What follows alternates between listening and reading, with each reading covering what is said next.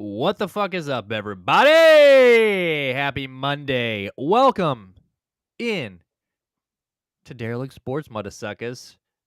It's your boy Nick with Derelict Dale, like always. Hope you guys had a great weekend, had a great Friday, as we were not live again on Friday, but it is what it is.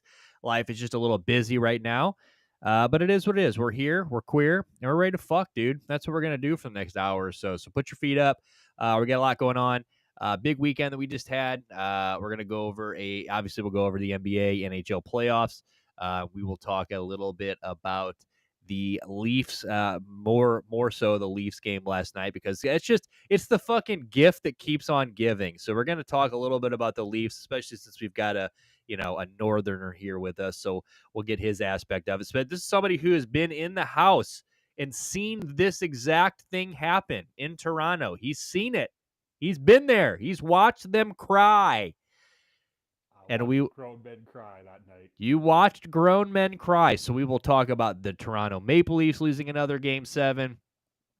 We will talk about Juan Soto, big Mets return, Mets-Yankees series this weekend.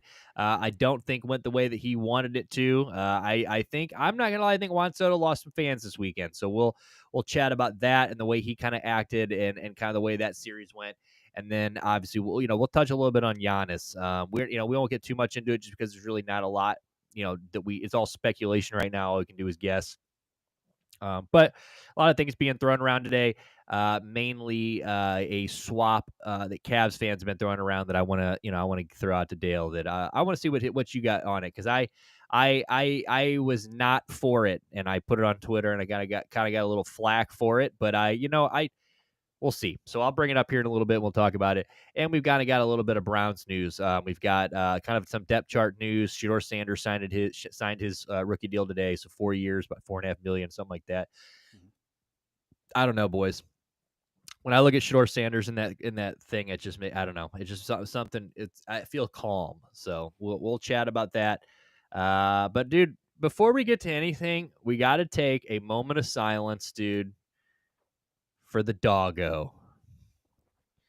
What was his name again? Chuck Nasty? Oh, mine? Oh, Lil Weston. What was it? Weston. I was close. Close enough. I was close. Well, yeah, dude. So he died. He was 209 at least. Yeah, he was How almost old 15. Was he? Yeah, 15? 15. Like, fuck. 15, dude. Little Bichon shit, too. Yeah, he was a little, oh, God. When I got, Nick, I want to get, if you ever get a dog, this is the life lesson I'm going to give you. Pick the dog that is sitting in the corner. Do not pick the dog that's like, oh, yeah. I picked the dog that was that. Fucking Weston. So, love it. That's how we, I mean, we got that's kind of what Lint was in this litter of kittens, dude. That's kind of how he was. He was kind of the one that was like off to the side. It is what it is. No, but dude, it is what it. No, it's never easy losing a pup. So, rest in peace to Weston, dude. That was a rough weekend. Shout out to the Hay Kid, wherever he's at right now. Hopefully growing his hair out a little bit, but we won't give him. Yep. Oh, fuck, dude. Hopefully nowhere near a pair of trimmers, but it is what it is. Hang in there, big dog. We got you. But to start things off, well, obviously, we've got our daily Derelict bets. We'll go through those. If you have, like always, those are scrolling down below. Also, if you guys haven't already, make sure you guys hit that follow button. If you guys are on X, it seems like maybe the majority of you guys right now are on X watching. If you're on X, make sure you guys give us a follow. Share the stream. We would love that. If you follow that, scan that QR code, follow us on all of our socials. That'd be sick. But if you're on YouTube, man, make sure you guys hit that subscribe button, like the stream. Really helps the stream. Hit that follow button, whatever. Hit the notification, but all that fun shit. But you know we do it here. We always got the bets going on. We got 3 today. We got Cincinnati in Pittsburgh today. Cincinnati and Pittsburgh. Cincinnati hot. Just I'm actually can still feel their foot in my ass a little bit from the Subway Series that just happened. Well, not the Subway Series. What the fuck do they call that in Cleveland? The Ohio Cup or something? I don't fucking know. But didn't go well. 4 losses in a row. So here they are on our card. Playing Pittsburgh. And really, it doesn't matter. I was going to say, usually on a Paul Skeens day, Pittsburgh, that's about the one time you're going to get them on a dub. But nowadays, I don't even think that's even worth it because I think I just saw that he's lost like 7 or 8 games, I Yeah, it's think, like 5 where in a they've scored row. Yeah, one it's run. bad. That's fucking crazy, dude. Just ass. So 0 run support for the boy. Actually, as I just said that, Gavin Lux doubles the left. Austin Hayes scores. So we are a 2-1 Let's go. lead for Cincinnati. Let me go ahead and refresh that. We got the Mets that we just talked about. We got them in Boston, which is not Yeah. looking good. No, Top fifth, I saw Juan Soto hit into a double play here earlier. I saw Big Frank from Barstool was having a fucking conniption fit about it on Twitter earlier, saying he is already on his way to being Bobby Bonilla, where he is going to just fucking, he's going to be collecting it. We're gonna be having Juan Soto Day. Our kids are going to be celebrating Juan. Hey kids will be celebrating. They're gonna go, Grandpa, do you know what do you know Juan Soto? And you're like, yes, kids. I was there when I saw that contract signed. we watched all that craziness happen. Oh, that's He yeah. Now retired with the 6 years into the fucking contract. did you hear the drama that there's like conflicting reports now that Juan Soto flies by himself or on a private jet for road games? I saw that, and I saw Jeff Passan had to come out and say no, that's not true, and it's more of his, I think it's his family or whatever that Right. flies or whatever. But I think he could if he wanted to in his contract, but I guess he does not do that. What do you think about the Juan Soto? We'll start there. What do you think about the Juan Soto thing? So get it pulled up here. Obviously, the Subway Series just happened. Mets, I think, won one of those games. Yeah. Juan Soto, no home runs in the series, kind of a pretty lackluster series. It seemed that maybe he was more wrapped up in the theatrics of the situation and kind of caught up in the situation. Game one, he shows up, he runs out to right field. The entire fucking, just so stupid. The entire section of the Yankees stadium turns around. He was there for a fucking year. That's the part that I don't. It wasn't like he was there for 8 years and then left and Yeah, like it's not they like felt Jeter went shit. somewhere, you know what I'm If saying? Or yeah, like, if Jeter went there and he like pretending he played in the outfield, I can understand why they would. But it's like he is he's the reason why Aaron Judge had protection. And he's the reason, like, obviously not the whole reason, but he's a big reason why that offense worked last year. And he's the main reason why they got there. Like, obviously, it's baseball and pitching and da da da da. But a whole bunch of a good chunk of the reason why that offense ran good and why they were able to get all the way to the World Series was Juan Soto. yeah, Because, you had to pitch to him. What were you gonna do? yeah, they Pitch to had to fucking? pitch. We're gonna pitch to Aaron Exactly. Judge? And Juan Soto's probably a top 5 to 10 bat in the game, and it's like you're avoiding number one to pitch number 5. Well, have fun with that. You're just playing with fire, and you're occasionally gonna get out of it, and a lot of times they didn't. Yeah, it's the Yankees fans turning their back. Like we'll get on to the Leafs, and I'll ask that like which fan base is more dipshitish, but like it's just Yeah, that's a so good question. That fucking that is like it's separated by a fucking ball hair. it's just so Just dog shit. I don't it's just so petty. The Yankees win all of these contracts almost all the time. And then they lose the big one and then they just lose their mind.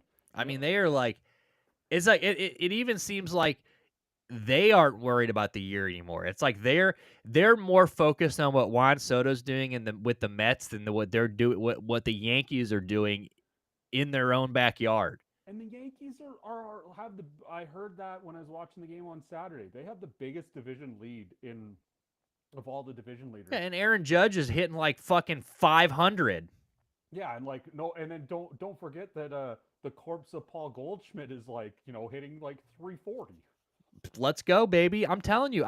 Look, the Yankees, they just need to be, and that's kind of what I was saying, the Juan Soto thing. Like, I think both sides need to just, like, so like I said, so that happens, he gets out into right field, everybody turns their back, he gets up to bat, he kind of does the cocky little fucking, head nod to everybody, but then he takes his helmet off with the big smile, and like he's playing into it. Uh, the Yankees just beat the shit out of him the entire series basically, and he just looked like he wasn't interested in anything. Like there was a clip where I think in one of the last games of the series, it was 2-2. He hits the ball to second base, and it wasn't like just a regular ground out, which I still don't really like anybody. Like, if you're Yadier or Molina or Albert Pujols or something, where like, you're a slow guy, or you've been around forever, or like one of these guys, like, I understand them not running out of first, or in Molina's case, he might have actually been running out the ball, but it didn't look like it. You know what I'm saying? So but that whole not running to first base thing, whatever. But if your balls are too big and your contract's too big and you're one of those guys, whatever. But the guy at second base had to dive to make the play. So it was like it was a 50-50 ball, like maybe even 60-40, he was going to get it, but it could have gone to the outfield if he didn't make the play.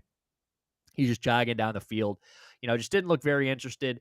So it's one of those things where both sides, I think, need to just kind of let this go. Where, I think Juan Soto, I still think that first series back in New York, but I don't think that this is the first time this has been on his mind. I think that, I don't know.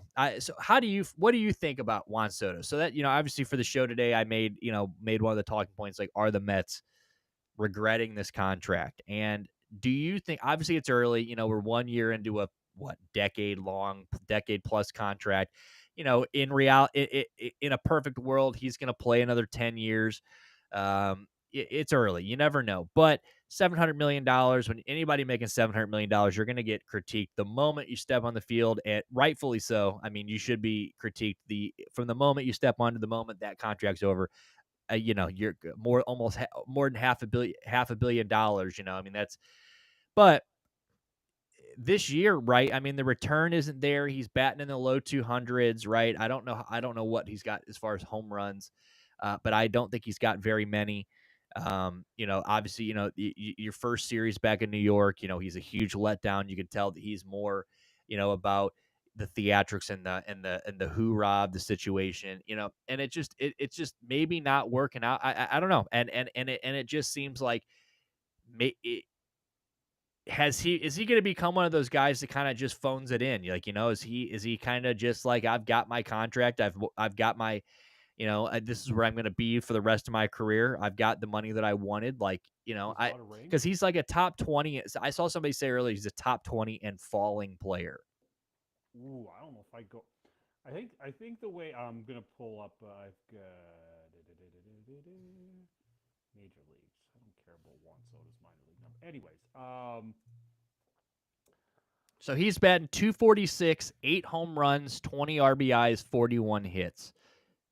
yeah, on base percentage at 379 is important because he walks just about more than anybody in the game. OPS plus 136, so it's not the sexiest numbers, but it's also 2 months into the season. So Right. I think these big contracts, some guys struggle with it early on because they think that, if I'm making $750 The million, pressure. I don't have to hit a 410-foot home run. I have to hit a 450-foot home run every Right. time. Like, You I just have to overcompensate at this point. Your boy Francisco Lindor, he was fucking awful and I had him in my guillotine last year. He was fucking awful for the first 6 weeks, like, to the point that I knew I couldn't drop him, but I was actually starting to think about, if, like, is it time for, like, somebody that I drafted in the second round. Juan Soto will be measured by how far the Mets go in the playoffs. Juan Soto's going to put up numbers. Juan Soto's going to walk. I'm not worried about that. Juan Soto, if Juan Soto hits a walk-off in Game 5 against the Dodgers to go up 3-2, everybody forgets about this. Right. So I think 100%. I think this is why you and me get to talk about cool shit, because, you get to talk about all the drama that's going on. But I don't think these stupid huge contracts, the back end is what you worry about. You're paying the premium for him in his career. He is, does it say how old he is up here? That doesn't have. Don't care that much. But he's going to be. He's probably 26, 27, 28 years old. You know, he's gonna have 4, 5, 6 years. You just let him produce then, and as Papa Nelson always told me, banners fly forever. Make the Mets win a World Series. Oh Make the yeah, Mets dude. If go. Juan Soto wins a World Series with the Mets, I mean, he gets a statue. I mean, he Yeah, he will have a statue out front. and if and What's you up, want to know unders? you want to know what else could happen? They could beat the Yankees in the World Series. They could be the That is dude. conceivable. That's not even crazy. Yeah, no, 100%. I mean, and honestly, it's more on the Mets to get there right now. Anyway, I mean, like it's looking like, I mean, everything. I mean, and obviously, we're gonna stay on Juan Soto, but a quick, very minor detour to your Baltimore bet. Everything that we thought was going to happen at the, like everything that we said, yeah, we feel really good about this bet. I really like it. Even though all of these things could maybe happen and the bet gets fucked, I think we feel really good about this. Then everything that we thought might happen and the bet got fucked has happened. So like the Yankees are like better than they were last year somehow. They're fucking what? I mean, Aaron Judge literally, if he goes up to the plate 10 times, he's going to hit 5. He's going to hit 5 times, and it's fucking insane. We're in May, and he's batting. Like I just saw this weekend, I think in one of the Mets games, he went 0 for 5 or something, Yeah, and it dropped his batting average to like 407 or something. And it's like, oh, shit. So Aaron Judge right now is hitting 401 with 15 homers, 41 RBIs, and an on base percentage of 490. So he's basically getting on base every other time he goes up to the plate with an OPS plus of, wait for it, 248. So that is 1.5 times better than the minor league call up. One of my favorite baseball reference things to do, and you should do it too, Nick. Look at Barry Bonds' season when he hit 70 home runs. His OPS plus was like two. There was like 2 or 3 seasons where his OPS plus was 260 and above. I think the year that he hit the home runs, his OPS plus was almost 280. Like he is having that kind of season. Like last year, now I'm going to scroll down for a sec. Last year he hit 2000 322, 58 homers, 144 RBIs. Talking about Judge, right? Yeah, Judd, sorry, with an OPS plus of 225. It's insane.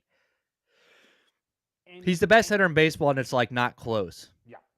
Yeah, exactly. It's just like, and he gets to hit a toy box. Bro, I don't know if you saw the unders, by the way. Yeah, he is great in the playoffs. Mets do have great pitching, and absolutely we will message you. I'll send you what we're. I don't know. I'd let Dale's does all the betting right now. I've been kind of hands off on the betting, but yeah, I'll let you know for sure. I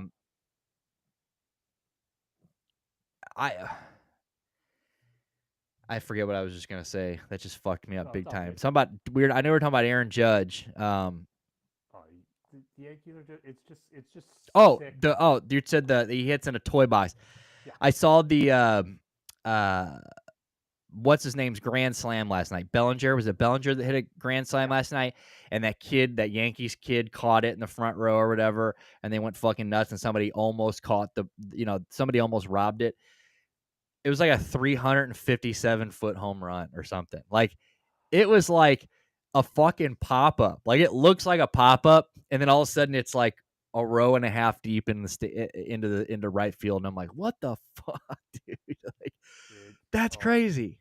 Just like again, being a Jays fan, and like remember the days when they played like at Yankee Stadium 10 times a year, and it's just like, and there's a routine fly. Oh fuck, it's in the first row. God damn it! It never seems to be the visiting team that kept.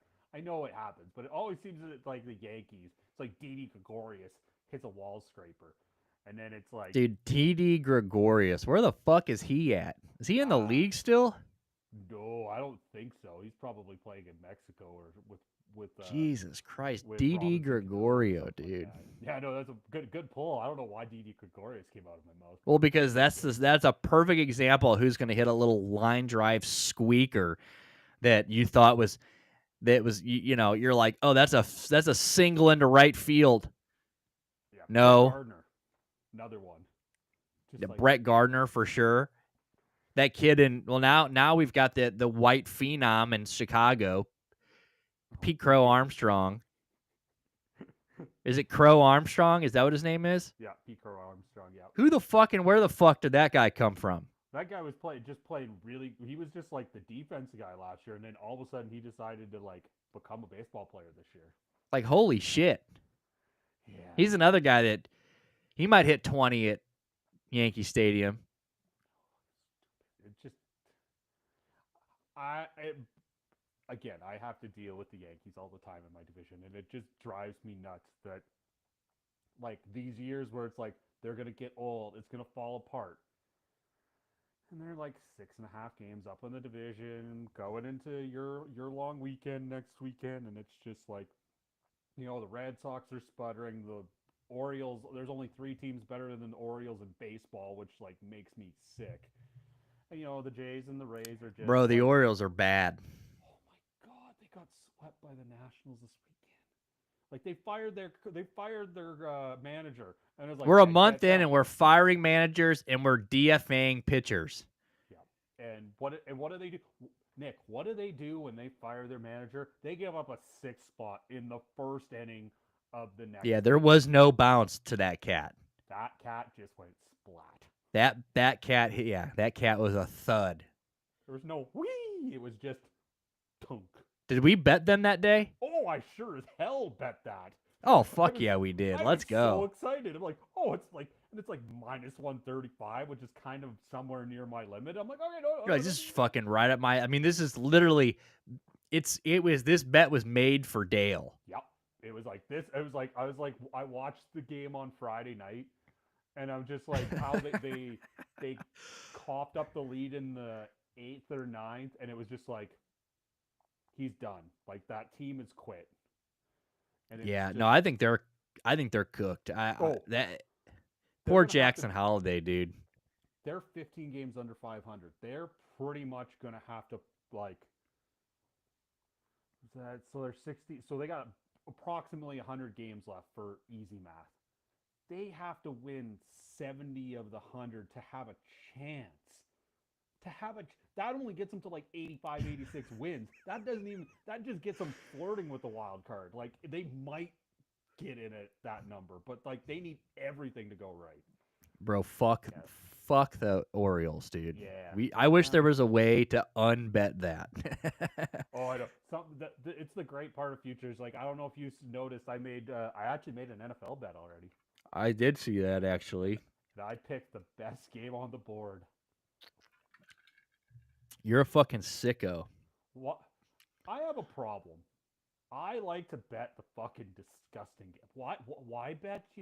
Why bet the Cowboys and the Eagles when you can bet the Saints and the Cardinals?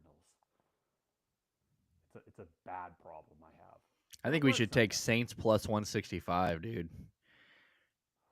Tyler Show's gonna come out and prove why he's a first ballot. He's 35, dude. He only needs a year or two. He's gonna have first ballot Hall of Famer, dude. Tyler Show. Mark my words. That number's 41 and a half. I bet it. Game time, it's going to be at like 38 and a half or lower. Like we're going to get 3 points of value on that guaranteed. Because do either one of those teams tell you the scary part is two really bad teams can also play no defense, and then it can be a 35-31 game very fast. Yeah. Yeah, I don't know. That's a brutal fucking spot for them. I'm not gonna lie. Like I don't know if I believed as much as you did, but I did think they were gonna be pretty good. So, Yeah, but it's I just like they were 90 plus win team both the past 2 years. It just like the ball bound like they were fighting for the division in the last week of the season last year. Okay, just do what you did again, and and you're gonna give me plus money. I'll take my chances. Oh boy, I was wrong. Jackson fucked Oakville in the playoffs 2-1 gem. Let's go, baby. There's old Tanner right there. There he is. Good old Tanner. So There's our wild card. We do need a good wild card He's our Cold Peppers sports related. in our. He's Yeah, our Cold Peppers of the sports realm. All that's a right. good point. So before we get off of Juan Soto, I just wanted to I had found this article earlier and I just kind of wanted to read a little bit of this. Um so just there was this guy who wrote an article in the New Jersey Advanced Media. I don't whatever the fuck that is. But this is what he says. Says where the Soto stance on the Mets currently stands. It paints a bleak picture about where Soto stands on the Mets currently stands. So not a good sign. But he says Soto had agreed to be mic'd up by ESPN in the second inning, but changed his mind minutes before the game. Soto told Mets officials he was tired of answering questions about Yankees captain Aaron Judge and sick of explaining why he chose the Mets. So he decided he was not going to wear the mic. Which is perfectly fine. Just don't agree to it. He said he later added the fact that Soto blew off the network was only the first sign of his darkening state of mind, is the way this guy put it. Darkening state Wow, of mind. that's a little cold and I aggressive. was gonna say we're getting pretty rough here. Just as Soto turned his back on ESPN, he did the same to reporters who were waiting to speak with him in the post-game clubhouse. Soto got dressed, began walking towards the door. He told a Mets official he'd be back to answer questions after seeing family members outside. Soto never returned. These are troubling signs for Mets hierarchy. I'm told they're already concerned about Soto's lack of enthusiasm for his new team. The only time Soto seemed happy this weekend was while he interacted with Judge, manager Aaron Boone, and second baseman Jazz Chisholm during batting practice. Hmm. Well, He didn't indicate who his sources were, though, so we don't put too much weight into this anonymous shit. This guy's just out here talking trash. he's just a, yeah. It is what it's. The dude's made his fuck ton of money and is probably regretting being. He would be having more fun with his friends if he took $20 million or $30 million less. Well, yeah, because somebody told him, "Hey, you made Aaron Judge last year, dude." They're like, "You are the superstar," and then he went to the Mets because he's got a few more Spanish-speaking friends over there. Remember that story? Remember he just had Yeah. more friends over there, and now Aaron Judge gets on base every other time he's at the plate, and they're winning, and he's probably like, "Well, what the fuck is this?" Yeah, he's The just he looks Mets. he's like that girlfriend that you had that you just never could make happy. Didn't matter what you did. She says she likes roses and you bring her home roses. She's like, I was actually wanting tulips. It's just fucking. It's it's so ridiculous, dude. But Yep. oh well. Like I said, it's still early. We won't know for years whether or not. Maybe we won't know. I mean, nowadays sometimes it doesn't even take that long. Who knows? Maybe we just see this all blow up this year. Maybe I don't know. Wouldn't it be wild if Juan Soto requested a trade out of New York? Well, he has opt outs, but I'm not. I think it's probably 4 or 5 years Yeah, though. I'd say we're a handful of years away from any of those. I think, but Yeah. Would anybody want that contract? I guess it's one of the best players in baseball. he The says that's Mets. wild Angel Reese caliber behavior if it was true. Yeah, man, that Angel Reese shit was pretty wild, huh? That Caitlin Clark. Look, I am an Angel Reese fan. I'm not like against her. I do agree with the sentiment that she's really not that great. I mean, like there was a video of her bouncing or dribbling the ball down the field or the court in that game this last weekend, and her dribbles were coming up to her chin. Like she was like just slapping the ball up and down basically. Um, but the whole debate on like who's better or this and that, like if there ever even was one, I think that's over at this point. Correct? I mean, Mhm. she is just beating the shit out of Angel Reese every time. Old Caitlin Clark. The other thing that is like, so like earlier in that game, Clayton Clark just gets fucking schmucked from the side. And then this is like the one time that she like give a little bit, and it wasn't even that much.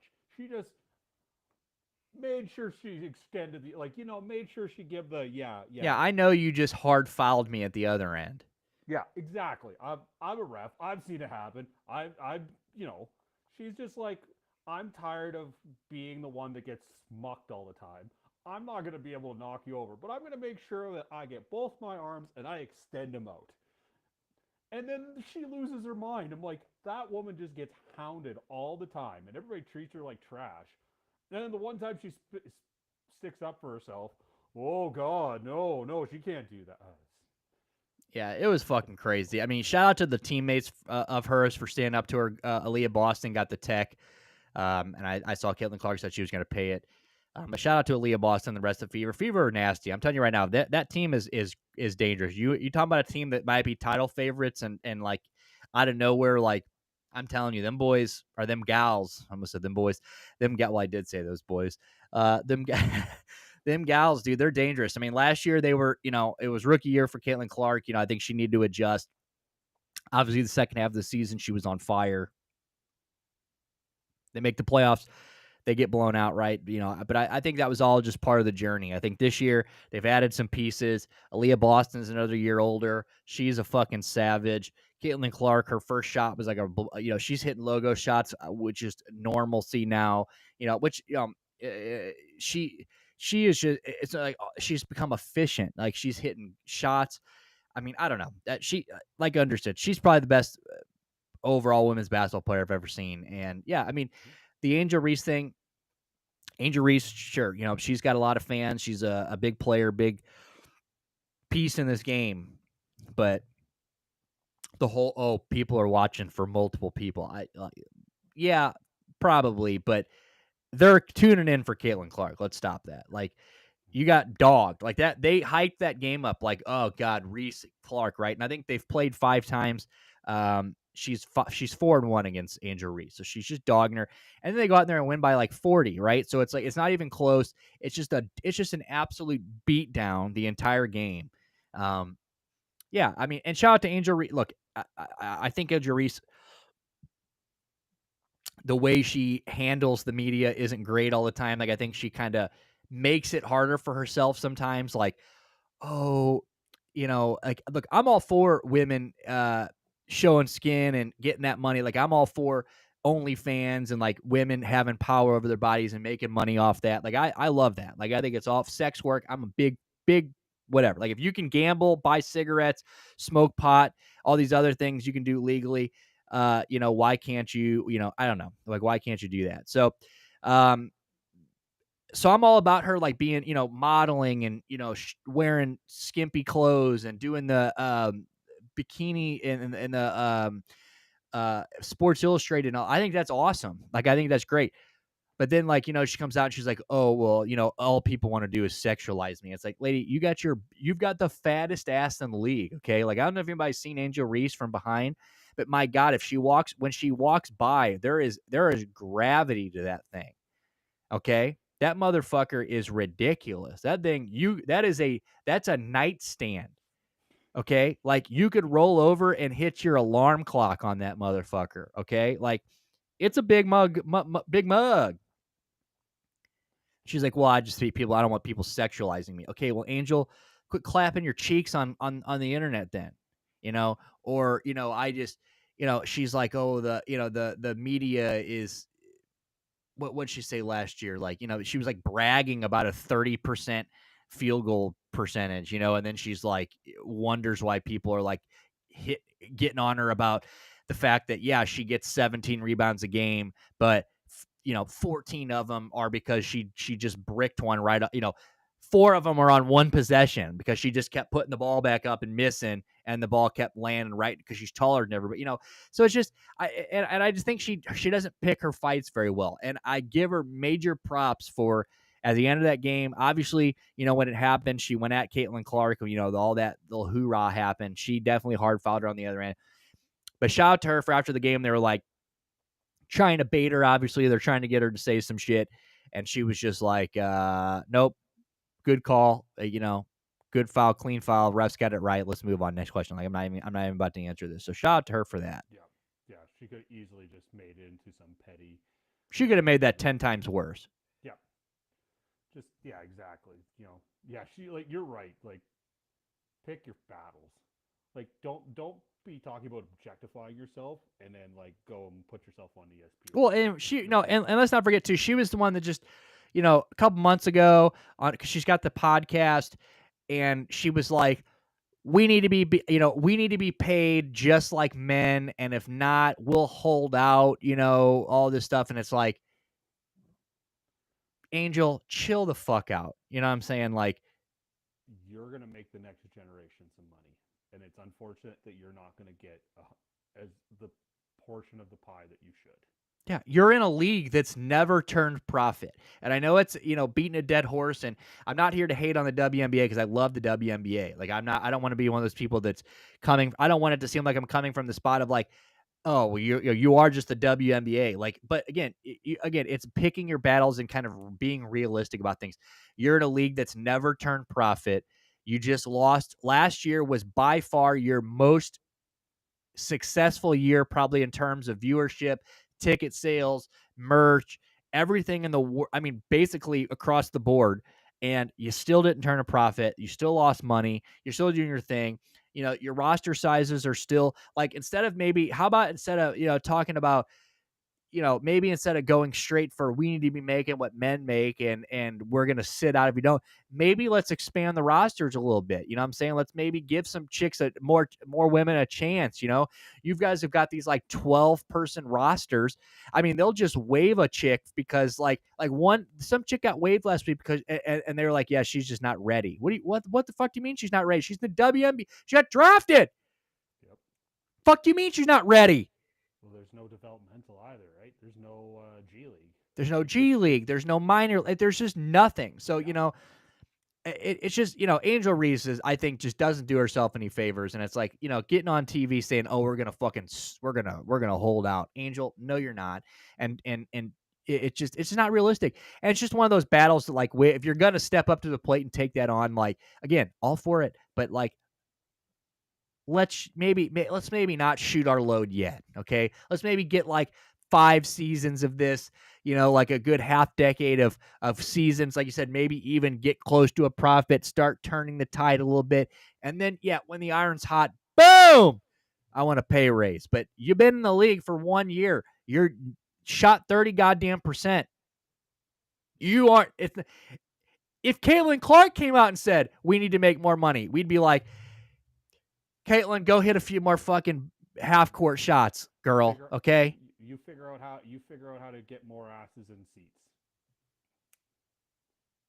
It's not you're not the one that's causing it. How many people are going to New York Liberty games in New York?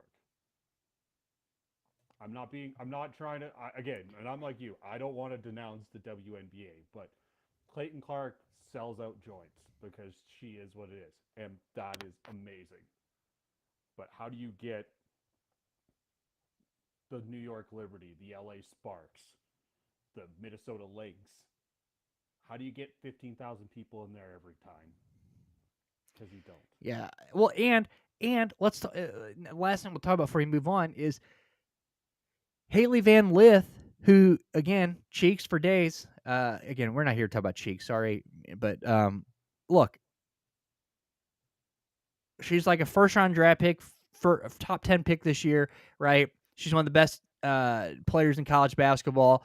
She gets there. She played 4 minutes, I think, the other day or something. I was looking at the thing. She played like no minutes. I'm pretty sure she hit both the shots she took, and she was the only single member of Chicago that was had a positive plus minus. Why isn't she playing? Like, she's one of the most popular players in the country, and she's not, and she's playing like 5 minutes. Like, I don't know. Just WNBA, I hope they figure it out. Yep, exactly. Like it's like women's like the women's hockey league in that the NHL is helping out with is doing better. It's doing good. They're expanding and doing stuff, but it's just you know it, it's great that they're doing it. It's just like how do you make the Minnesota Timberwolves into the Minnesota Lynx and have consistency and getting big numbers. Like that's like now they've got a star that they can market around, which is great. But how do you grow every franchise, not just sell out everything in Indiana? Yeah, they should have. They should have just told Caitlin Clark to suck last year, so they could have gotten Paige Bucher. They should just formed a super squad in Indiana, dude. Well, they already kind of have one, but just get one team, which I guess maybe not. I was gonna say maybe just get one team that dominates, but they did just have the Vegas, that whole team. They Aja Wilson and them girls were Kelsey Plum. They were pretty rough, are pretty Yep. dominant. And that really wasn't good for the league. So yeah, I don't know what they need. They just need more stars, and they didn't. Like I said, just let's maybe wait a few years before we start talking about fucking holding out. Yeah. Haley Van Lith, yeah, dude, Jesus Christ, cheeks for days. All right, let's move on. Hockey. Let's talk a little hockey. Game 7. No playoff sports here, so we can talk about this.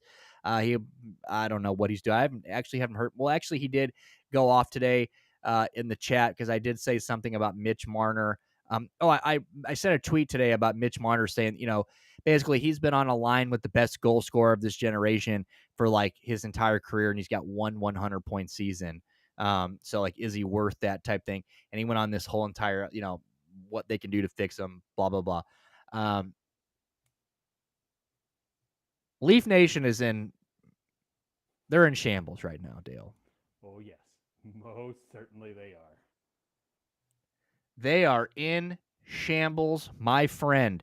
And like I said earlier in the show, as somebody who's been there on the ground, boots on the ground for a Game 7 in that building,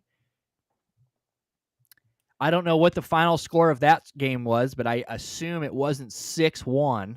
No, it was like a empty net, like 4-2, 5-3 kind of. Okay. Game. Okay. Yeah. So it wasn't as bad as this. Well, at least they had hope, right? There was really no hope in this game. If anybody watched it, there was lots of hope at the beginning, like as in before the puck dropped. And then after the puck dropped, there was a little bit of hope. Then the Panthers just scored 3 in a row. And that's when Mitch Marner fucking, he's spewing, he's spitting, telling everybody to wake the fuck up, even though he didn't do anything right, which was crazy. He's telling everybody to wake the fuck up, blah, blah, blah. They score 3-0. They scored. Domi scores to make it 3-1. He looks hyped. That crowd, there's finally, you could have heard a rat piss in that building before that goal. And then they score, and it's like, holy shit, right? We might be back in this.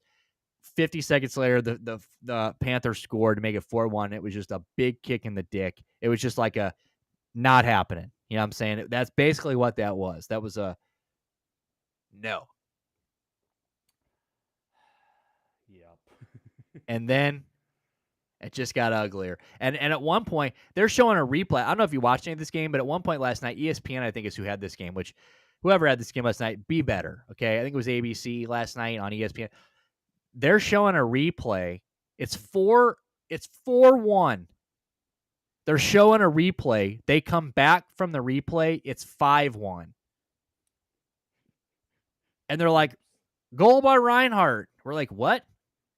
And we never, ever got to see it live. We just saw the replay right off the shot. So shout out to them. But yeah, just brutal, right? Big brutal. This is our year. Every year they get excited. They're one of the best regular season teams, right? They've got Austin Matthews, who I've got my own, Austin Matthews. Look, I at this point, I don't give. I hope he never scores another regular season goal in his career. Just stop scoring in the regular season, then, Austin. If you're gonna blow the load and you can't do it in the playoff, or then like just maybe score half the goals in the regular season. We don't need 60 goddamn goals. Yeah, he's one of those guys that does not like playoff hockey. It's hard to score, and you can tell he struggles. Well, did you see what he said last night after the game? It felt like we had too many passengers in this game. You are a passenger, Austin. You are the main passenger. You are shotgun. You are driving the passenger bus. but you're not actually driving. You've got one of those fake steering wheels in your hand. You're not doing anything. You make more money than anybody. You're the best goal scorer on planet Earth. There isn't a swinging dick on this planet. On this planet. You could probably go to Mars. When Elon gets there, they can start checking swinging dicks there. And I bet there's not one that scores goals like Austin Matthews. And then he gets to the playoffs, and boy, you are the ultimate passenger. You want to talk about, I don't know if you saw that. Yeah, I guess you did see that stat I sent you. Yeah. So, and there was another one that I didn't send you. So the stat that I sent you was Brady Tkachuk. Let's go, baby. 6 games played. He played 6 games this postseason. He had more goals than Austin Matthews, who played 13. Yep. He played 13. What are we doing? It's unbelievable. I was reading Go ahead. the other stat, which, well, do you have something to say on that stat? No, I'll add afterwards. Okay, well, the other stat is, I think it was like, since like 2005 or something, they've made the playoffs. What was it? It was like 4 times. Hold on. I have to read this stat. It's good. It's a good one. Hold on.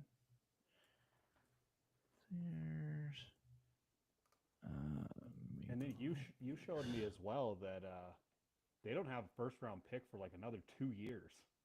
Here we go. So,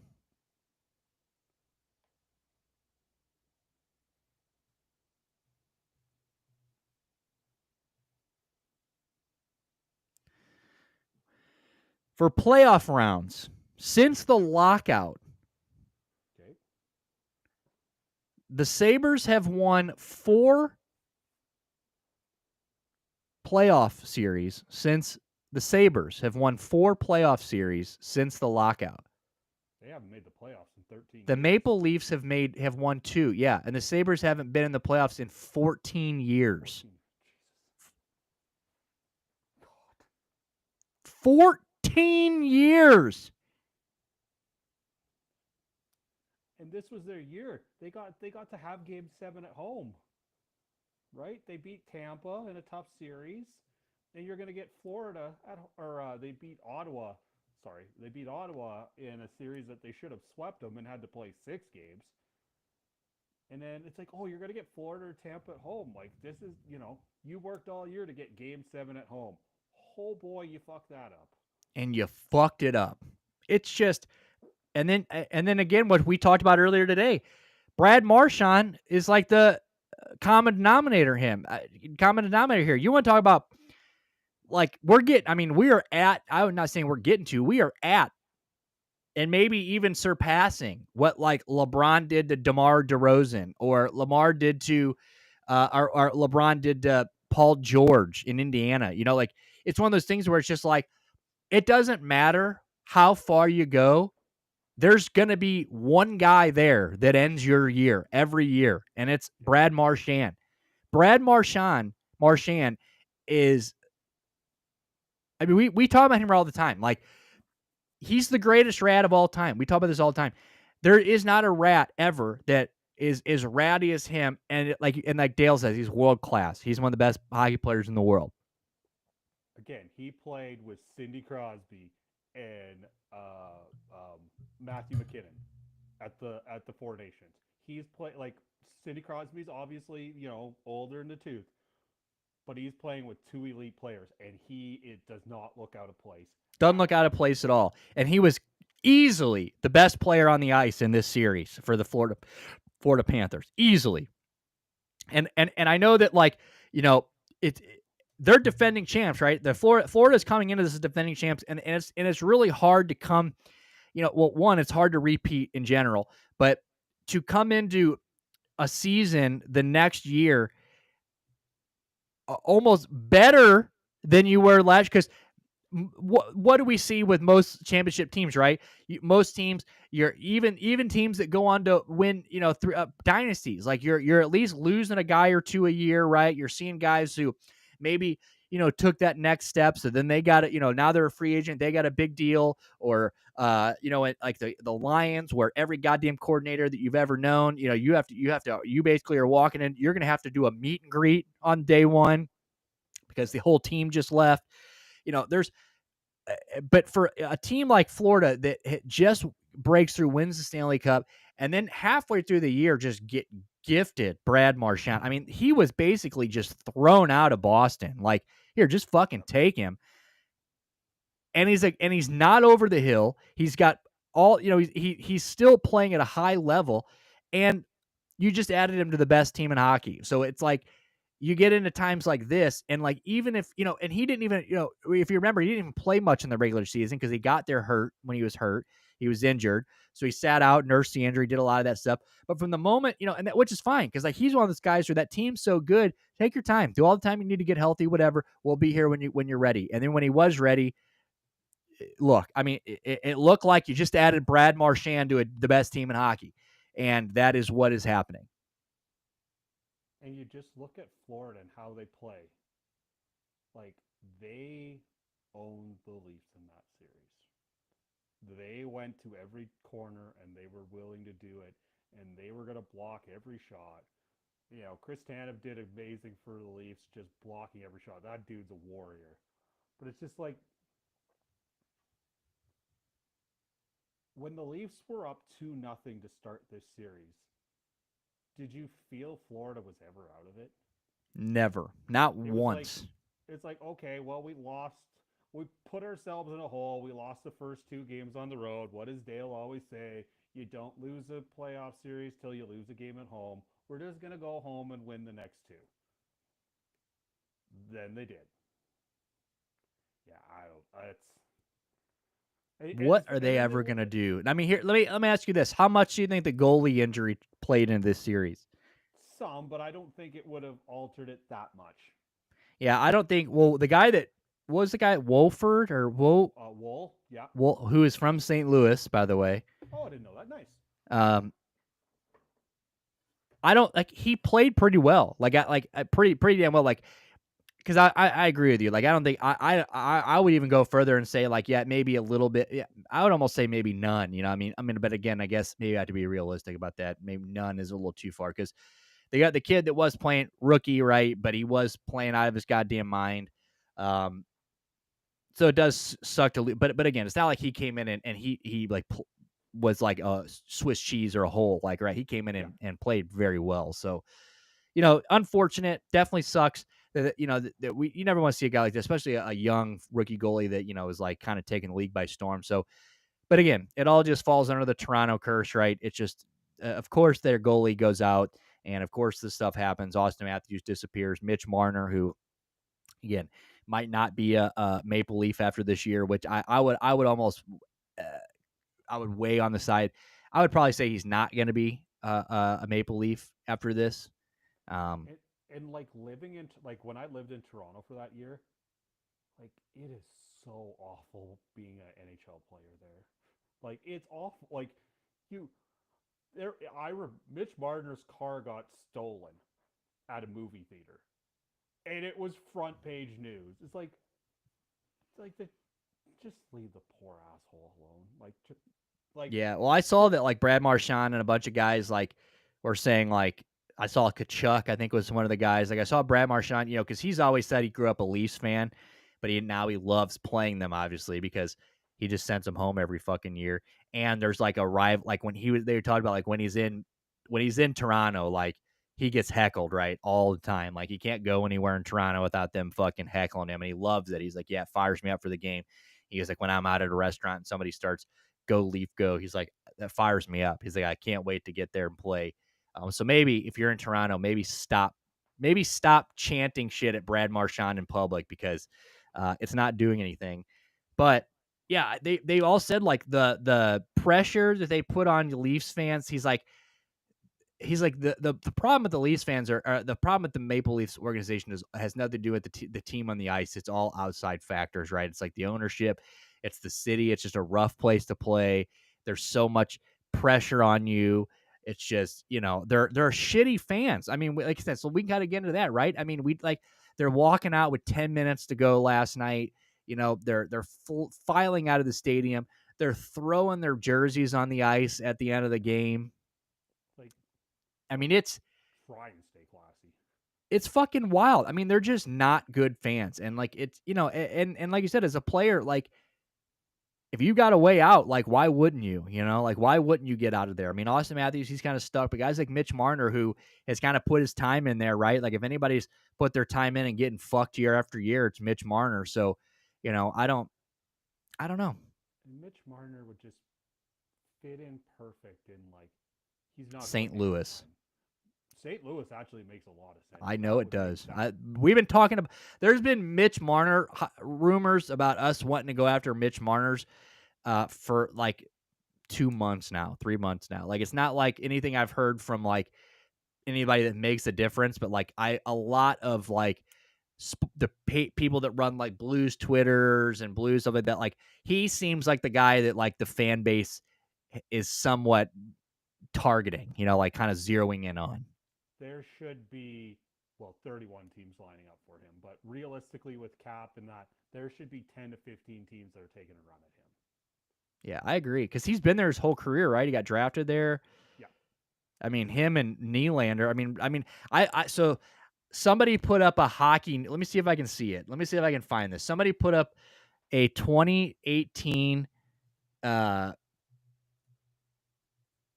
issue of hockey. Hockey news. The hockey news. Yeah. Yeah. No. Yeah. It's like it's a big magazine. Well, it's there down in the States too, but obviously up here is a little probably more prevalent. Plan the parade. Toronto will win the Stanley Cup. It's only a matter of when and how many.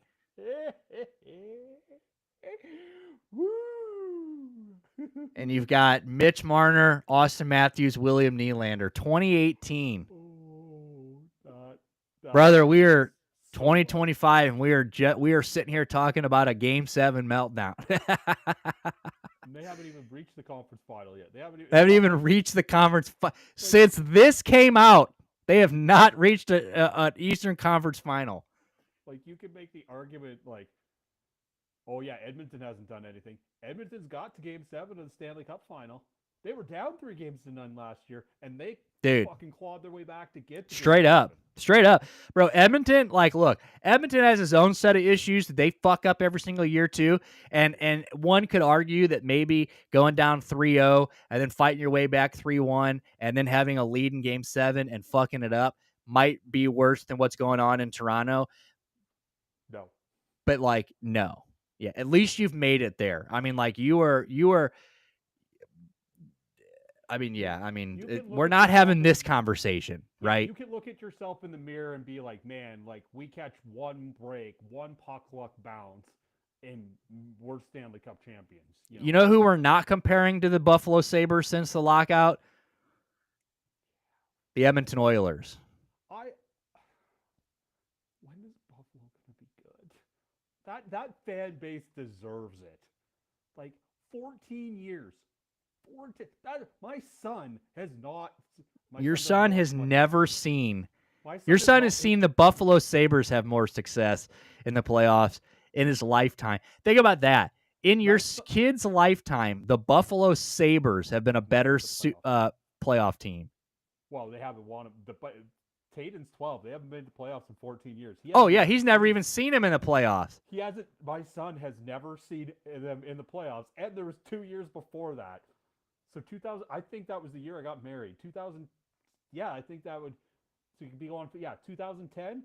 I was married for 6 months when Buffalo started. God, that's ridiculous. And then they've got to look at shit like this. We're rehashing this. This is terrible. So like they can't rip it down either. Like that's the problem. They're fucking stuck in this like they're good enough to win the first. Like they're gonna be flirting with 100 points next year. They're gonna be flirting Oh with yeah, the Austin division. Matthews is gonna have 40 goals, dude. Easy. I mean, Yeah, he's like they're gonna like you look at that division. It's like Tampa's down. Florida's gonna be playing into June, May, end of May, beginning of June again. They're gonna be banged the fuck up. Buffalo, yuck. Ottawa, upswing. Montreal, upswing, but I don't think they're as good as they think. And who else am I missing in that division? Buffalo and Boston is bull. So yeah, like they're gonna be they are gonna get one of those three. well. I did see today. So Boston does get a first round pick now in Oh, the Marchand trade because they've made the finals. right, but it's gonna be So a bottom good pick, four good pick. for them though. I just thought it was funny that the Leafs get eliminated and all that does to pour just at the very end just a little more salt is, oh yeah, you losing also just gave Boston a first round pick towards their rebuild while you No, guys are fucking stuck here for. And I did totally forgot they had John Tavares. I mean it's so crazy. Remember 5 years ago John Tavares was a big name. yep, and now he's just making John too much Tavares. money. You know, it's like the baseball contracts. You know, you're paying him for the good years, and now they get the back 9 years, and it's just, you know, at least he's serviceable, but you're paying a lot of money for that time. Yeah, man, it's like, yeah, God, like It's it, a like brutal. I mean, it's brutal. It's there's really no nice way to say it. I forgot they had Max Pacioretty too. Wow. yeah, like you, like who would you rather be? I'm gonna try and figure out a team in the middle. Like I don't want to say Cal, but like a team that's just out of the playoffs. That like if you're LA, there's a good example. You've lost to the Oilers in 4 straight playoff series. Are you more excited if you're a Kings fan or a Leafs fan? 100% Kings fan. Because at least you could be like, we just gotta not see this team in the first round. And it's not like we've got like we played 6 or 7 games against them all the time. Again, a little puck luck here or there. They had home ice in this series, and they won the first. I think they won the first 2 games at home, and it's like, and then the Oilers went and won the next 4. Yeah, I mean it's just a bro 6-1 is just brutal. And I'm like, you're looking down here and it's like you're reading the names on this team and it's like how much better can they get, right? I mean Marner, Nylander, Pacioretty, Matthews, Tavares, right? Domi, The Scott only Lawton, the only way Matthew they're getting Knies, who better is didn't do dick trading. last night, -3. John Yeah, Tavares is also -3. the You know, only way they're just getting better is if they trade Marner away and get some youth in there. well, Marner's a free agent now, right? Oh, that's right. No, they don't even have to trade. Yeah, so like, okay, so now you're gonna lose him. At least you're gonna free up some cap space. But what's gonna help that team? They probably need a defenseman, maybe a bit upgrade in goaltending. That ain't gonna be cheap. I've heard the Well, I goaltending sent you market's that thing awful. last night too. The other thing, I just start sending you shit all day long. I did. Um, but yeah, so here it is. So every decent Maple Leafs prospect in the system, they have Easton Cowan and Ben Danford. They have no first round picks until 2028, and they're about to lose a 100-point winger. So it's like it's just a rough spot for them. Not good. Yeah, they're good enough to get in the playoffs. They're not good enough to compete in the playoffs. Like realistically, like they got Ottawa, who's a young team that's learning. They should be able to beat Ottawa. So Yeah. sorry, Leafs. Ooh, yeah. Yeah, Wow. it's talking about the Leafs does put me to tired. Too bad too. Yeah, no, I don't know what it is, dude. I've been getting my dick kicked in. I at work, dude. It is just so physically taxing the last couple weeks. Well, It is what it is. All right. I got to enjoy my long weekend this weekend. You enjoy yours next weekend. Yeah, what the fuck did you have a long weekend for? Is it It's your Victoria Day. We celebrate the Queen. Well, now it's going to be the King. But Oh, yes, yeah, it's there you go. There you you're go.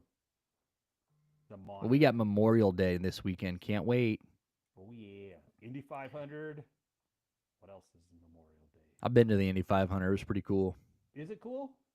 Yeah, I mean, I'm never gonna watch it, but it was cool to go to. Is it stupid loud?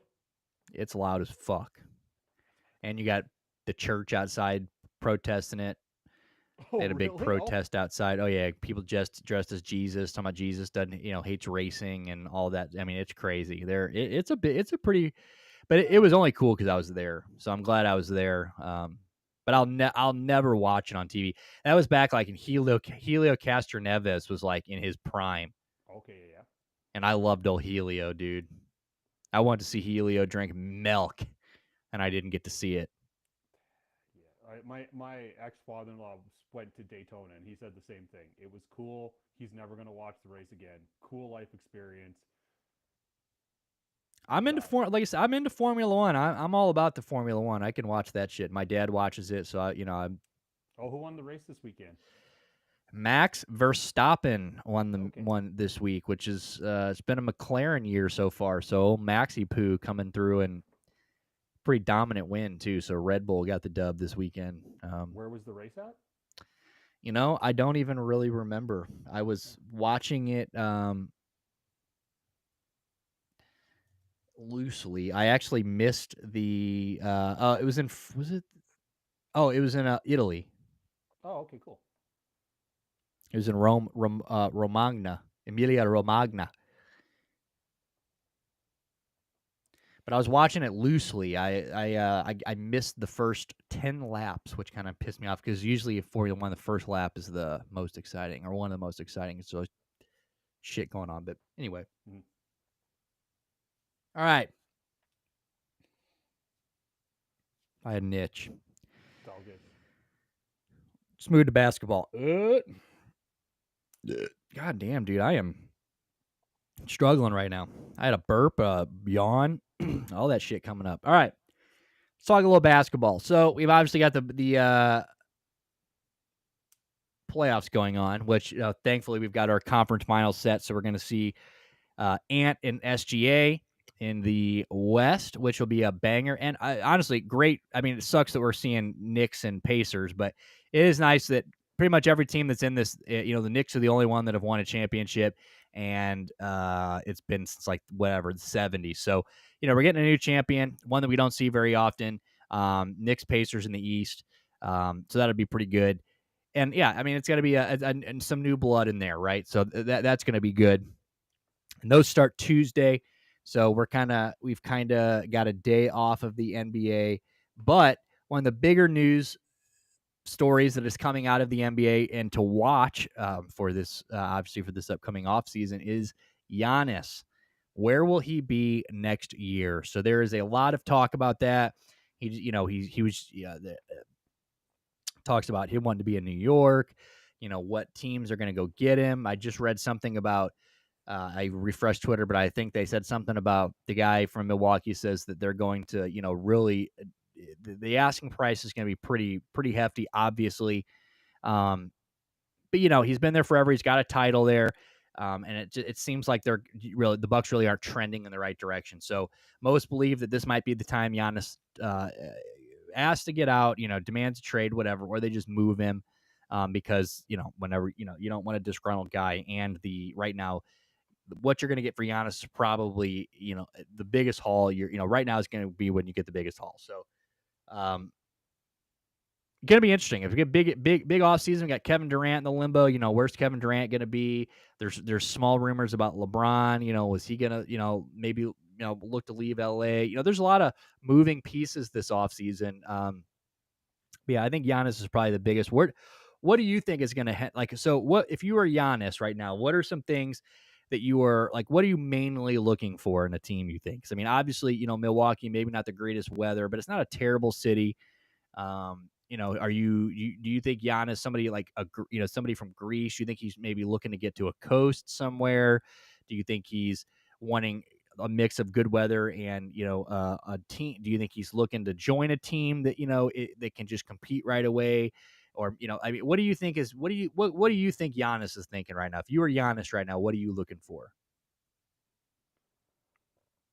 I think he wants another ring. I think he would like a nicer climate. Probably I would agree with that, but I think he's competitive enough, and he probably wants to go to. He's not. He's financially set, so he probably wants some nice weather and wants a team that he can think that he can take to a championship. It'll be interesting. It's going to be fascinating to see what teams line up and how crazy the deals are going to be, like, or the packages could be.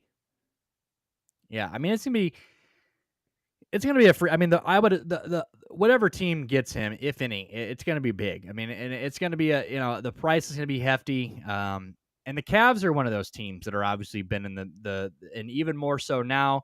They're already kind of I was talking about them trading for him, like the possible Jared Allen, Garland trade and stuff, even during that series with the Pacers.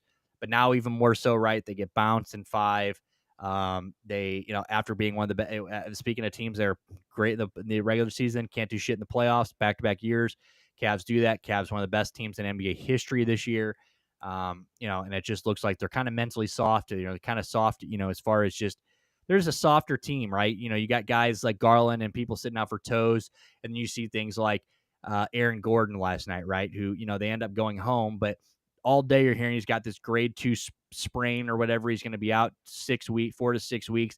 And then all of a sudden he's available. He plays, right? I mean, he's obviously pushing through it. So, you need guys like that. You need some grit. You need some, and it just seems like maybe this Cavs team is just not, it's built for the regular season, but not built to go the rest of the way. Well, the last 48 hours or so, there has been a hypothetical trade thrown around that I am not willing to do, and I think a lot of people have called me. I got called crazy on Twitter about it, and I just think that I think when you say it out loud, it sounds a little crazy, but I really think that it's something that when you take a closer look, it's a little closer than you think. Maybe not now, but in the grand scheme of things, and that is, would you give up Evan Mobley in a trade for Giannis Antetokounmpo? No, No, I'm with you. I. You're gonna totally wreck the dynamic of your team. You're gonna get worse defensively. He might go to the West, and you don't even have to deal with him unless you get to the NBA Finals. And you're pretty fucking damn good, and you just hit the injury bug at the wrong point in time. I And you caught a Pacers team that was like hair on fire shooting the basketball, which sometimes happens, and there's not a damn thing you can do about it. If they're gonna go and go 12 for 28 from 3-point land, yeah, look, I'm what do you do? I'm 100% with you, dude. But a lot of people are saying, like, there are people like, oh, if you say no to this trade, you're just against winning. What do you mean? Like, do I think that maybe if we did make that trade, do I think maybe for like the immediate 1 or 2 years are we maybe a little better? Yes. Probably, yes. But Evan Mobley is 23 years old. He Mm-hmm. just won Defensive Player of the Year. He's starting to score. He's averaging close, 16, 20, whatever it was. He's developing a 3-point shot. These are all things. He's 23 years old. He obviously isn't Giannis yet, and Giannis might have been and Giannis wasn't just Giannis right off the bat either. There was some development there. What is Evan Mobley going to be at 27, at 28? He could be Giannis. Mm-hmm. Like he very well could be Giannis. And I know that like you look at it and you're like, oh, well, he's got the championship and stuff, and he was the main guy on that championship team. And I get it. Like I get that Giannis is Giannis, but we don't know what Evan Mobley is yet. He's 23 fucking years old, and he's already incredible. What if he's Giannis light? Just not as much scoring, but play as better defense, like elite defense. I'll take Giannis light, I'm and with you. if he's not going to score 25, but he's going to score 18. Well, you can figure out how to grind out 7 other points from average out from your guys to get the number you want. And plus, he's going to probably save you a couple buckets a game, every game, playing lockdown defense. It, I think you're right. Maybe short term, like if you're looking a year, two down the road, yeah, it makes a lot more sense. But if you're thinking 5 years down the road and Giannis is now in his 30s and you still have Evan Mobley at 27, 28 years old, getting into his prime, probably He's maybe literally another. 5 years from his prime. Yeah. He's 4 or 5 years from a prime. Like, He's it's if crazy. if he's winning a defensive NBA player of the year at 23, he's probably going to win another one. Probably going to win another one. And if he's in the years that he doesn't, he's probably getting defensive of the year votes. Yeah, It's I mean, not like that part of his game's ever gonna fall off. yeah, I think it's to be honest with you, I think I think people that are super like, oh, you're crazy for not making this trade. I just think it's more of a name thing. I think you're hearing the name Giannis, and I think you're just like, Giannis, like, what do you mean you wouldn't give up Evan Mobley for Giannis? And it's like, I think you're not. It's because obviously the Cavs, they're known now and they're all over TV, but like, I just don't think people get to watch Evan Mobley on a night in, night out basis, and I just don't think they really understand. So I found somebody had posted this on Twitter because I did a little research on this. I have found a graphic that'll show you the first 4 years for both guys. So Okay. this is the first 4 NBA seasons for both Evan Mobley and Giannis Antetokounmpo, and it'll kind of shed some light here on just what we're looking at. So here we are. So in their first 4 years, he played 308. So a few more games he played, but points. He's a better scorer through 4 years. So 16 to 14. He's got better true rebounding by almost 3 rebounds. He's assists. He's 0.7 assists behind. Steals, he's 0.2. So they're pretty close there. Blocks, he's leading that, but only by 0.3. So not but field goal percentage though. Giannis under 50%. Evan Mobley shooting 54, almost 55%. 3-point, 31%. Giannis 27. Free throw, which I'll give that. Evan Mobley's got to get better at free throws. 74% to 69. His field goal percentage, 57 to 51. Blocks per minute, 2.3, 2.3, so pretty even there. I don't even know what VORP is. But you go down here to awards. They both were an all-star one time. Giannis doesn't have a defensive player of the year. So we've got one defensive player there. Both were all defense once, and all Giannis has is one all NBA. No championships. So you can argue that for the most part, Evan Mobley is you could argue he's off to just as good of a start as Giannis, if not better in some areas. Yep. And he turned himself into that too. So it's very interesting. If like that should be the like sign to be like, hey, like Giannis Antetokounmpo turned into the superstar he is. Evan Mobley is already trending in that direction. So let's not fuck around with it. Fuck around with losing him, and give the Bucks and Antetokounmpo light. Yeah, I'm glad. I am so glad you're on that because, like, I said that, and a few people were like, "What? Like, no way." Old Tanner in the chat, he gave me some kind of 1-800 number to call, which I assume is a mental health hotline or something. So, but again, I think that it's all just the name. I think people hear Giannis, Greek freak. You hear how nasty he is. We all know Giannis is Giannis, but I just think that Evan Mobley is such a quiet guy, under the radar kind of guy. I just think that people don't truly understand Evan Mobley. Like, he won defensive player of the year, and there were people that were like, "What? Him over Draymond, over Jaren Jackson?" It's like, dude, you guys just don't understand how nasty Evan Mobley is. A fucking freak. And Big Perk and I have been Big Perk more. He was liked him at USC. Look, we have been on the Mobley train since the draft. I mean, I loved the draft pick. I was all about it, and I am all on the Evan Mobley train. So I don't want to get rid of him. And I'm glad you feel that. I see Under says I'd keep Mobley too. They have a great nucleus. I would too. Another trade though that went around today, which before we value over replacement, something I just Okay. learned. VORP. Okay. So it's basically OPS plus. Yeah. Gotcha. Another trade that was thrown around today, and this got all the way up to like Cleveland media was talking about it. It was on the radio shows, the big Tom Izzo and all those guys.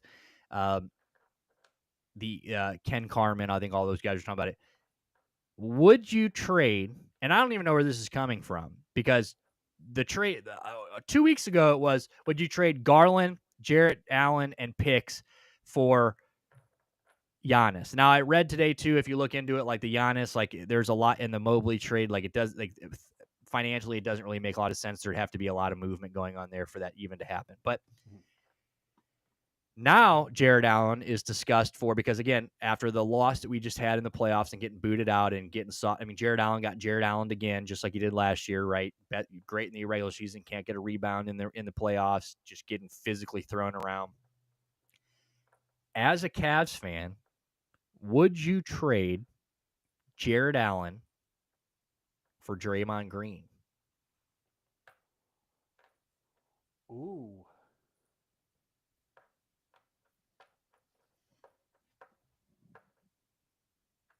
The only reason why I don't say yes is Draymond is on the back nine of his career.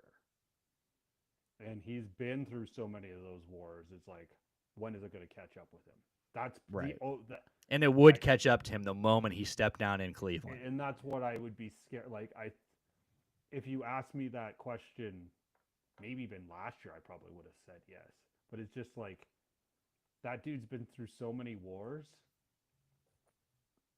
It's like, for the league, like Chris Tanev, that dude just blocks shots like a mother. That dude has zero respect for his body. Eventually, all of those. Yeah, eventually that's gonna. And basketball's different, but different kind of wars. But I think no.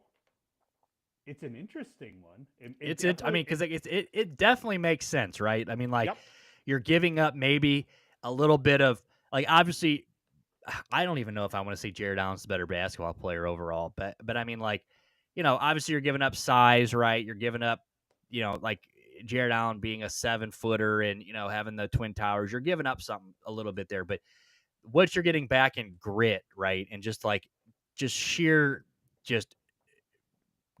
guts, like of he's going to even, and I think that might even have been because I think I 100% agree with you. I think we can all agree that like Draymond Green is definitely on the back burner, right? Like or on the back nine, like he is definitely, I mean, he's still in. I don't know if he should have been, but he was still in Defensive Player of the Year discussions this year. I think he finished 3rd or 4th, right? Like he was up there. He played good. He's doing his thing. He's rocking the white beard and all that stuff for the white in the hair. But he is a dog, and if there's anybody, he's almost like a obviously no one will ever. I don't think we'll ever see another Udonis Haslem in this league where he just is gifted a spot on the bench for like 4 years just to be there to. I mean, he's literally just there to be him. Like they're like, Udonis, you're never gonna play basketball again. We're just gonna keep paying you to show up. Like, that's what we're gonna do. Like Draymond Green, like he could get to that point, and he's still gonna be like, if you come off the court and he's 2 feet in your ass now because you're losing in a playoff game and you're not showing enough balls. Like he's the kind of guy who's gonna get it. But I don't know. I'm with you on that. I don't know if I'd go as far as saying no. Wouldn't make that trade. I think the reason I say no is because I think he still has stuff in the tank. I think he still has, but I do think that the luck that Cleveland has, I just think that the moment he gets there, it's either one, he's going to fall apart because of Cleveland's luck, like it just all goes south, never pans out, or it's just the fact of like, I don't know, what's he going to be like? What's Draymond Green like when he gets out of Golden State, right? Like he's in the cushiest spot. Like I'm never going to be one of those guys who says he was just a passenger for all of those things, right? Like I think he was vital to those teams. Like I think Draymond Green was more important than Klay Thompson in most of those games. Like, don't get me wrong, there weren't games where he was going off for 30 and a quarter like Klay Thompson was, but overall night in, night out, I would say it goes Steph. I would even put KD, obviously KD was above Klay, whatever. But like I think Draymond was more important than Klay. So but I think that, what is he going to be like when he gets out? He's been in that same situation his whole career. Like, what's he going to be like? Is he just going to kind of get to Cleveland and realize this ain't it? You know what I'm saying? Like, this ain't the shit, right? Or Like, the boys don't respond like they do in Golden State. Or Steve Kerr's probably like, all right, Draymond, go lose your shit. Like, they're not listening to me. Go do it. yeah. So, I don't know. But if you told me that I was going to get this year's Draymond Green, I'm It making that would be trade. it would be really close for me. Yeah. Because I then don't. obviously you move Evan Mobley to the 5, right? Evan Mobley goes to the 5, and then you got Draymond at the 4, and I just think that'd be pretty vicious. But yeah, I don't know. Another point that I did make when we were talking about Giannis was that, the Donovan Mitchell Giannis pick and rolls and stuff would be pretty filthy. But again, I also think a lot of us think that I think a lot of us thought Dame was gonna, and maybe Dame is at that point too, where he's maybe just getting a little too old, and that change of scenery came a little too late. But I think most of us thought Dame. I mean, I remember making the video when that trade went down, being like, "This, how'd they let this happen?" Right? Like, how the fuck did we get Dame and Giannis? And that never really panned out to be shit. So who knows? I don't know. It'd be interesting to see where he's going to play. But do you think he is a do you think he's somewhere else, or do you think he's a Buck next year? Game 1 next year. I think he's somewhere else, but it's only like probably like 60-40 because the Bucks just might be like, here's the ransom. You're not going to pay it. He plays for us. Like they're not obligated to. They don't have to make it happen. So that's why I say 60-40 because they basically can say we want the King's ransom. Yeah, and 2 hours ago, so this is what the Bucks zone is saying, and this is what Legion Hoop. So we're getting this is good.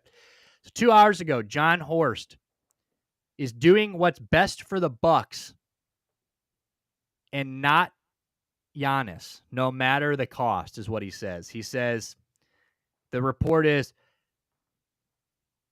the Milwaukee Bucks front office wants every scenario to gut the other team in any potential Giannis trade, and GM John Horst is going to go for blood, and that's in quotations, after getting a new contract extension. John is not going to try to be on good terms with Giannis. He's trying to do right by the Bucks. And if that means that if every scenario in play leaves the other team so gutted that Giannis might not actually be in that much better of a situation, then maybe that's where he looks at the room and says, all right, let me stay put. Yep. Because if you're That is going, probably the best way you can go about that. yeah, because if you're the Knicks, you're wanting R.J. Barrett, you're wanting da da da da da. You want 2 to 3 guys now, picks plus, like you said, there's going to have to be other teams involved. There's going to have to be money moved around to make it all fit. It's going to be complicated. That's Sam Amick saying that. So that's Sam saying that. I definitely believe that. But Well, and yeah, as he I mean should. that's the way to do it, right? I mean, You don't because you you don't have any leverage. you You don't have signed any the leverage, contract. not only that, and like I'm basically gonna fuck the team that we trade you to so hard that when you get there, you're gonna be looking around, you're gonna be like Will Smith in that meme where you're looking around and going, where is everybody? Like you're gonna be playing with nobodies. Yep. But then again, too, that's also a lot of talk, a lot of we'll have to see if he does that too. I mean, that you got to follow through with that too. I mean, it also we could get to we're sniffing to the end of the offseason next year, and they still haven't moved Giannis, and they want there's scenarios where Giannis can get the maybe maybe not the he doesn't have any ammunition, but like I don't know. I do think that maybe they if they can't trade him in time, they maybe start feeling the heat. I don't know though. Maybe not. Maybe they're It'll like, be fuck it, we interesting. never want to trade him anyway. Absolutely. So Kind of scrolling through here. I mean, that's really kind of it. Kind of a slow day in the old sporting world. Yeah. Well, we're not going to get into this. We can, because we're at an hour and a half. We'll get into this on Wednesday. We'll see what comes of it. But Mary Kay Cabot for the Browns. Deshaun Watson is throwing to Jerry Jeudy and David Bell at the Browns facility, no walking boot. And he's been posting all these crazy things. And he posted a coffee cup that said days till DW4, and then but didn't show the number. So like, I don't know, dude. What if he comes Wouldn't that back? be wild? Just to make that conundrum even worse. He says he posted a photo or a video on Instagram revealing he's more determined than ever to come back better and stronger. It says the performance comes when your back is against the wall. It comes better because you've kind of got to lock in. You don't have anything pretty much to lose, and I feel like that's where I'm at right now. He says, I think before I wasn't prepared because I was kind of going with the flow of how the world was seeing me. But when you kind of get knocked down to the ground, you've got to get back up, walk through the ring. That brings out another fire. Didn't rule out. Okay, so basically he's just saying, I can say Deshaun's done a great job of rehabbing. That's Andrew Berry. Deshaun is number one. He's very focused on getting healthy for all the obvious reasons. I don't know. I don't know. I'm not going to lie to you. Even if I love it. What do you say? Gabriel also mentioned Watson as a positive influence when asked at rookie minicamp of the Browns drafting Sanders. He said, I love it. Just for both of us, you can learn from one another, but it's also just not two of us in the room. At least for right now, it is. But going into the year, Kenny, Joe, and even Deshaun, just a bunch of guys who played a bunch of ball. Okay, so that's not bad. But yeah, so we'll see. I mean, I honestly, like I said, we'll talk more about this. We'll see what if anything comes of this. Because to be honest with you, I think even if he like somehow miraculously was ready sometime this year, I think with all that money they're set to get in relief from him going on the pup, I think they're going to look at him and say, yeah, that's cool, but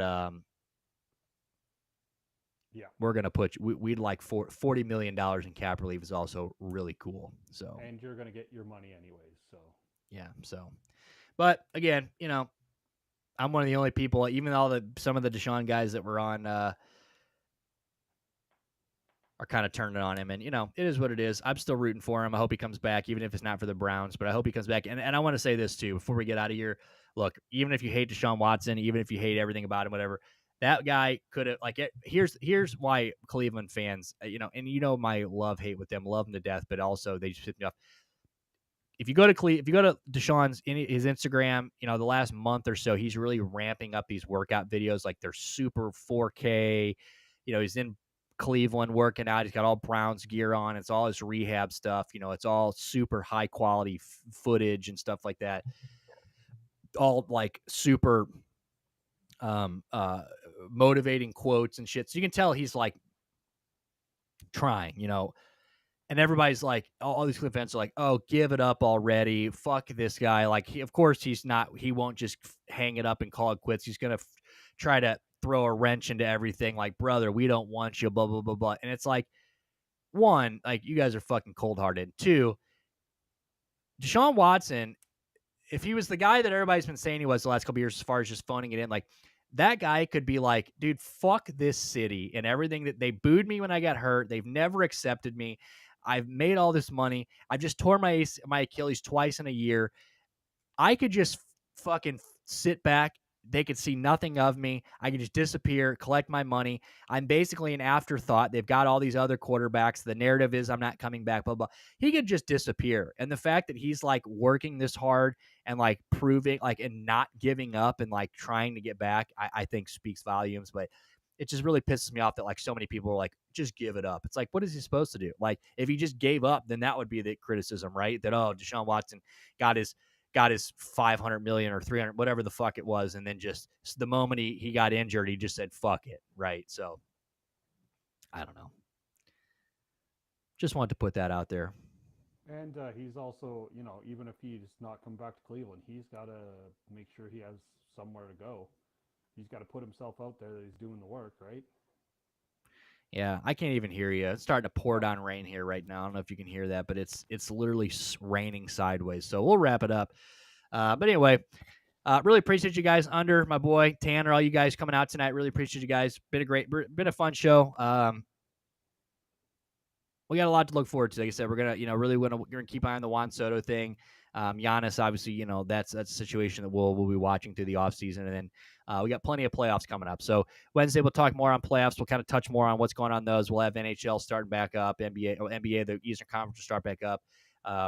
The other, NHL. So the playoffs will be back in full swing, and we'll have some games to talk about, and whatever else happens. So make sure you guys hit that follow button, man. If you guys haven't already, if you guys haven't hit the follow button, hit that notification button. If you're on X, make sure you guys share the stream. I'd really appreciate that. If you're on YouTube, hit the notification button, hit the subscribe button. If you're on YouTube right now, please hit the like button. It really helps out the channel. We'd really appreciate that. If you guys are into sports betting, make sure you guys scan that QR code. Follow us on Instagram and everything else. We're posting our bets every single day.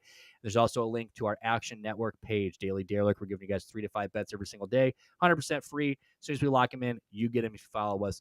So make sure you guys do that.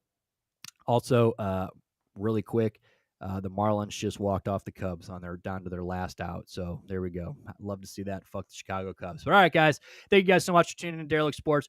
Me and Derelict Dale will see you right here Wednesday, 7 p.m. Central, X YouTube. Shout out to the front office, by the way, too. Second week of he's on the ass end of his trip to Ireland. He's in Scotland now. So make sure you guys have a great trip. We'll see you guys when you get back. All right, guys. We'll see you guys on Wednesday. Thank you guys so much. Peace.